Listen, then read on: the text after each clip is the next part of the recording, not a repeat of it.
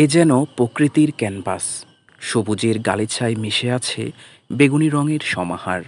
দূর থেকে সেই বেগুনি রং দ্রুতই চোখে পড়ে। তা দেখে মনে জাগে বিস্ময়। কেননা যেখানে সবই সবুজ, অন্য রঙের কোনো চিহ্ন পর্যন্ত নেই, তাহলে বেগুনি রং এলো কোত্থেকে? এমন প্রশ্ন তখন স্বভাবতই জাগে মনে। তবে এটি শুধু রং নয়, এক প্রকারের ধানের রং। চারপাশে সবুজ প্রান্তর, মাঝখানে বেগুনি রঙের ধানক্ষেত। যে কারো প্রথম দর্শনে ধান ভাবতে অবাক লাগবে।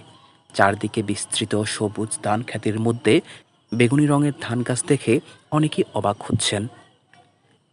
ফেনীর ফুলগাজীতে প্রথমবারের মতো বেগুনি ধান চাষ হয়েছে।